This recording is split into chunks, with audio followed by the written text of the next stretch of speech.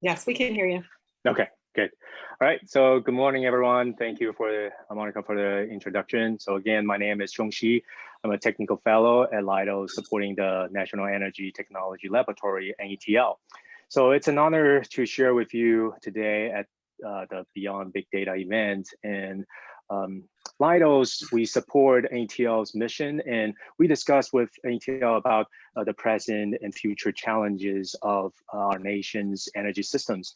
We also discuss the approach of using complete data solutions in science-based AI/ML to address those challenges. So we started by working on the science-based approach to support explainable and trustworthy AI in the energy R&D domain. We now stood up a science-based artificial intelligence machine learning institute called SAMI. And so for this talk aims to present the problems we're addressing, our solutions, our capabilities. And while we focus on applied energy problems, I hope that there are synergies beyond just the applied energy field. Sure. Okay, so a very important slide, a disclaimer, my view does not necessarily reflect those of the government. And for the apply energy safely, efficiently, and sustainably using America's abundant energy resource is a national imperative for ensuring a cleaner environment, continued energy security, and a thriving economy. So NETL supports that imperative by discovering, integrating, and maturing technologies in various domains, ranging from subsurface, underground to above ground systems and materials. So SAMI's vision listed here is to leverage science-based models, AI/ML methods, data analytics, and high-performance computing to accelerate applied technology development for clean, efficient, and affordable energy production and utilization. And from the keynotes and talks and the panel discussions, while each of us might be solving the problems differently or different problems, I found great synergies and needs across many different domains. So here you see the SAMI leadership team. I served as the technical leader for this effort. And we all know that artificial intelligence and machine learning has transformed many industries, but it is not without challenges or problems.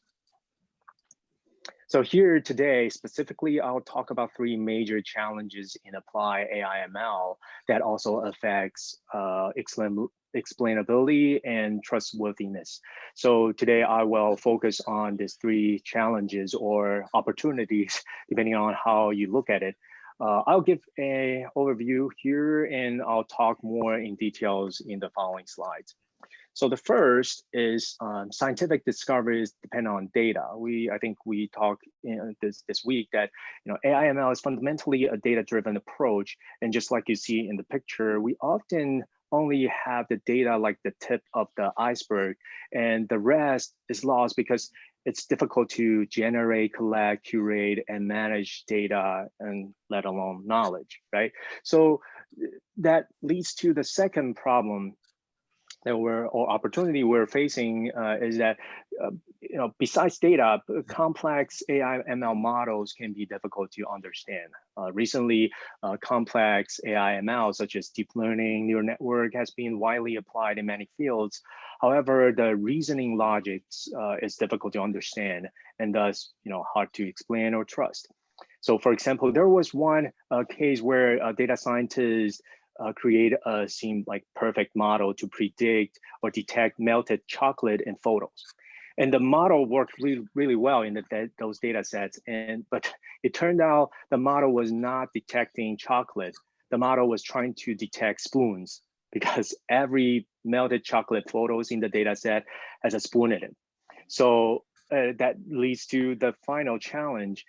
Sometimes we have this complex models difficult to understand. So it's also difficult to have a consistent practice. And because of that, inconsistent practices make evaluation difficult. So on the surface, we might have a model predicts or produce excellent results, but the hidden details in the workflow can affect the models to have false accuracies. So when you peel a banana like this photo and see kiwi inside, it might be funny or even amazing, but it's a total different story when your business or research is dependent on the model's performance. So our approach is a three-pronged approach, injecting science and physics into guide AI ML. So the first prong is to develop a smart data platform that includes security data generation, curation, and management over the project's life cycle. So this leverage NETL's Energy Data Exchange EDX platform, and I'll talk about that later. And the goal is to not just storing the data, but also allowing users to interact, collaborate, and have the connections to the computing resources to generate more data. And the second prong is to have a science-based AI ML modeling. So AI ML, like we discussed, is fundamentally a data-driven approach. So we rely on the model to capture the patterns and relationships. However, there are many problems or domains we have prior knowledge, for example, like physics laws or science equations, so that we want to leverage those and address previously unknown, unanswerable problems.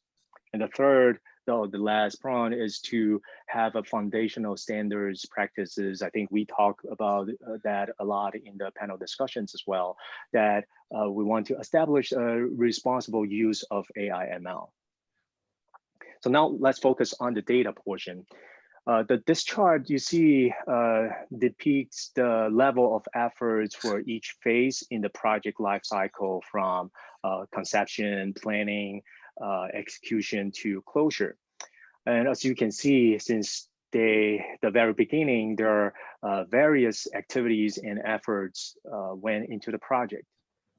However, data is being generated with all phases of within the project lifecycle, but most of the time, data is being delivered as the final product instead of a living product. So, as you can see in the second chart, some draft data started to be delivered during the execution phase, and till the end that the final data delivered as a grand finale.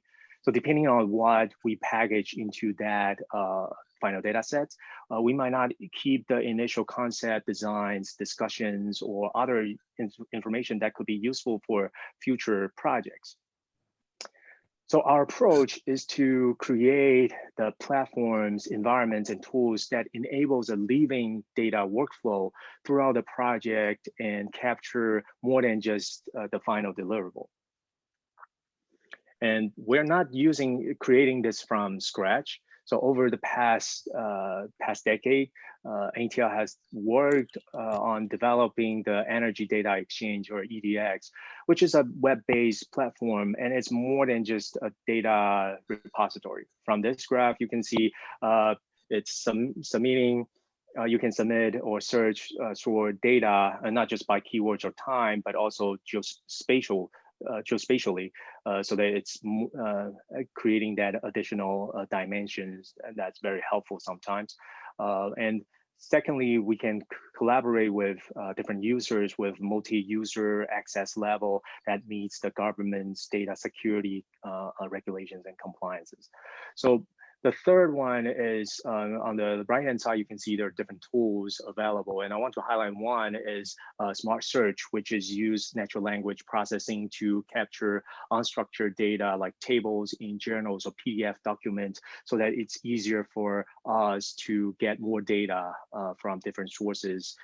We can avoid that tedious manual work, capturing the picture or typing manually those information. And also there are different spatial and visualization tools.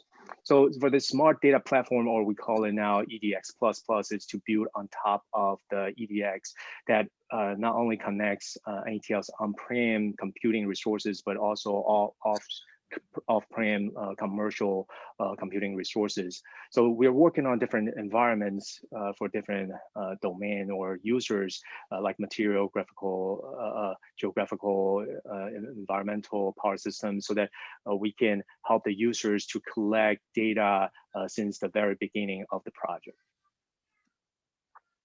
Now let's move on to the next science AI modeling. So for a machine learning problem, there are two ends of the spectrum. On the left-hand side, you can see it's a more data-driven, and this picture here is object detection, classification, a problem where the model is trying to detect whether it's a chair, a computer, so on and so forth. And there are other examples like spam detection, recommendation systems, and more. But on the other side, on the other end, is some problems with scientific and physics prior knowledge.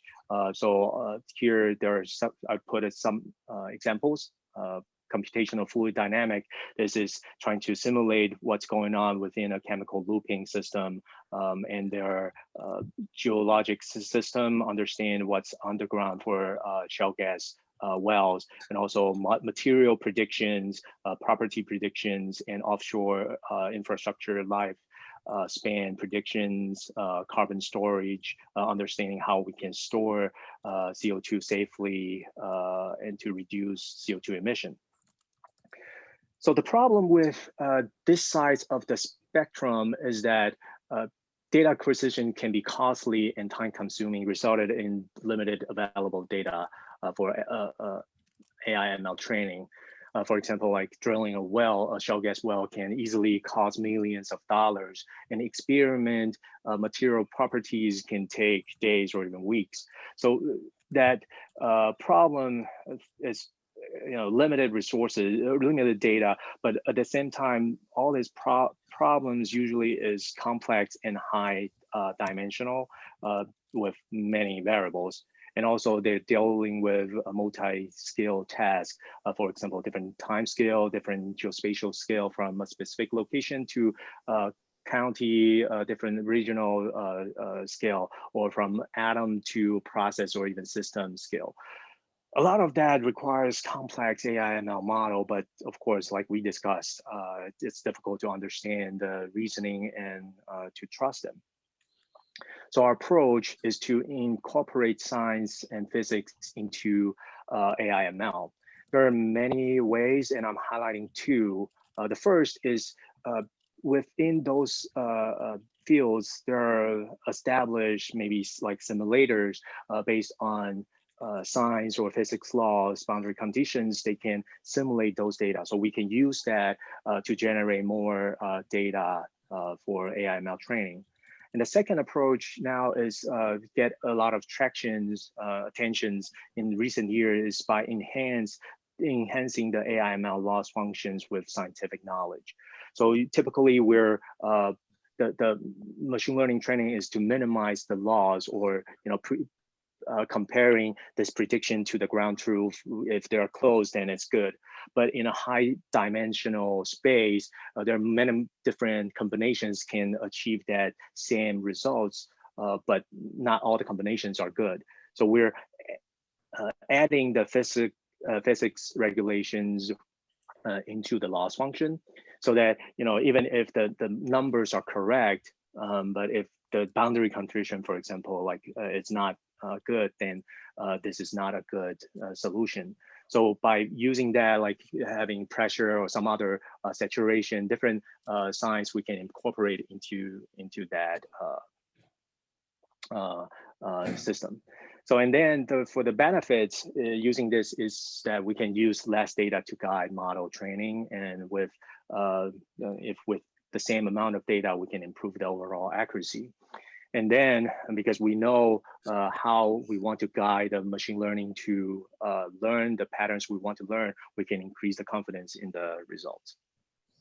Now, there are many efforts because of the time we started, so I'm not going into the detail of each program, but the problems that we're solving varies across, like I said, like from power plant resiliencies, reliabilities using computational fluid dynamic to advanced material screening predictions to underground looking at geospatial analysis.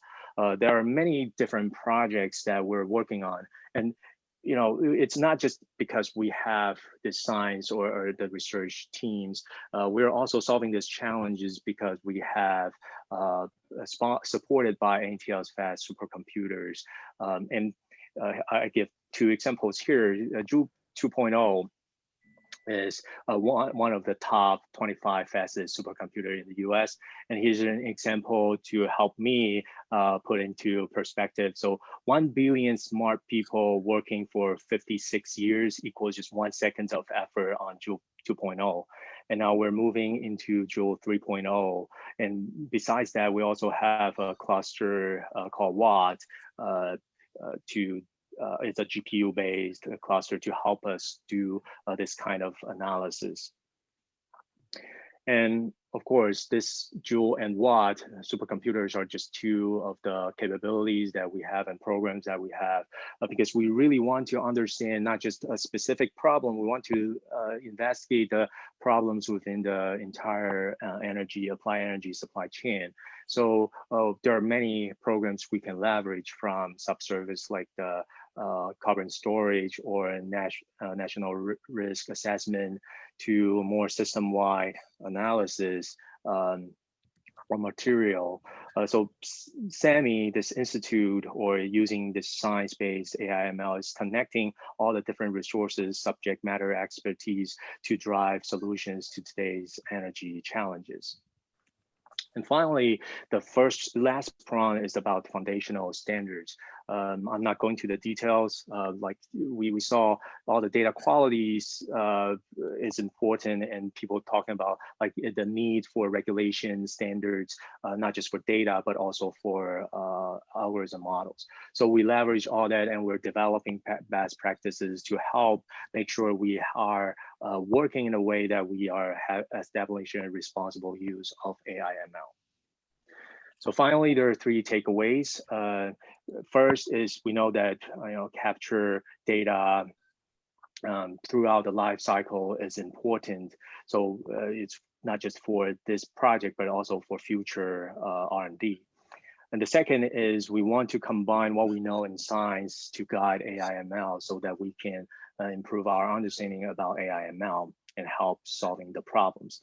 And the last one is there's valuable lesson learned in the science fields already. So we don't want it to be wasted. We want to incorporate them, but also we want to generate those standards so that we can follow a proper use of those data for a responsible AI future.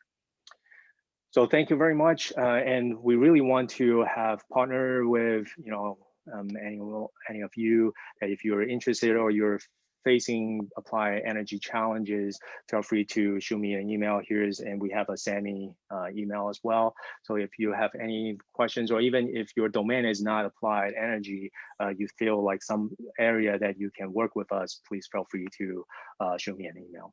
So with that, this is all I have. Thank you very much. Thank you so much. So we do have a question from Justin. So given all the different ways that governments and companies collect data, what challenges did you face when trying to clean and standardize data to make it usable in AI/ML? Yeah, that's a great question. So, there are many different talks about data privacy, and data privacy is built in when we started talking about like solving that challenge in our data direction. Because some company trust us to share our data, but some are really sensitive information. So from the beginning, when we were processing them, we're sanitizing them, getting rid of all the information, and we want to just keep the information that is useful for training, but not being able to identify or used by other people. And the other part is when we collect data, there are on EDX, for example, there are different access. We can set up private workspace, just the group people who have the access to that workspace can access to those data.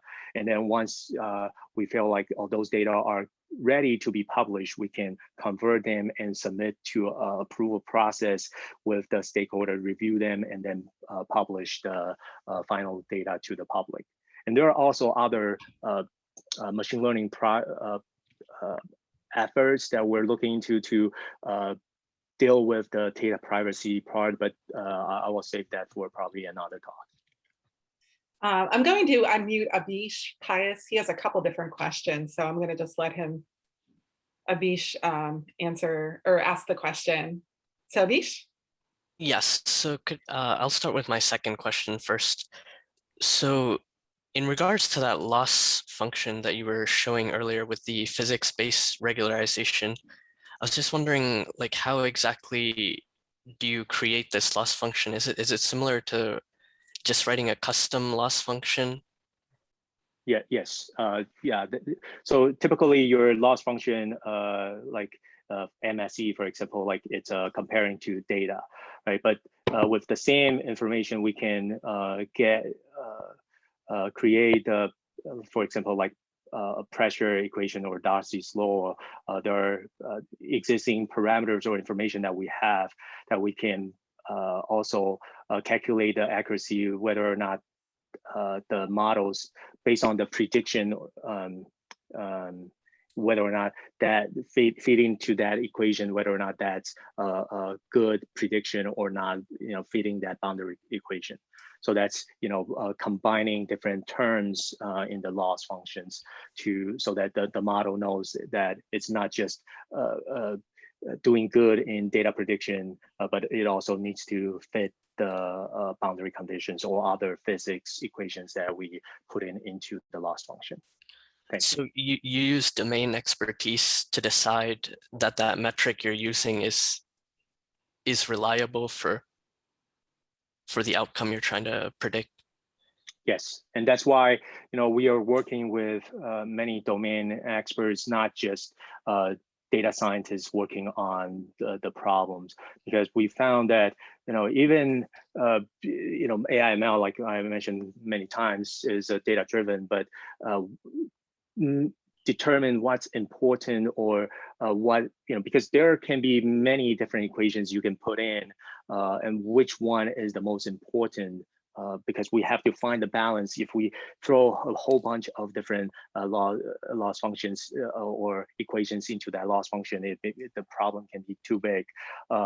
So we want to find that balance, and the subject matter experts are the best resource that we have. So we work closely with the different teams from not just us within NETL and Leidos, that we also work with universities, other organizations, companies to help in this field. Do you know if any publications on designing a custom loss function like this? Yes, yeah, we have. I can show you several. Yeah, if I don't know, like Monica, like if will be able to get email or something that I can probably. Yeah, I can look that up, and it's yeah. Okay. I'll connect the two of you after this. Okay. Okay, that would be great. Thank you. Yeah, absolutely. My pen just ran out of ink there. Yeah, I'd be happy to do that. Well, we're just about out of time. Any final questions from anyone?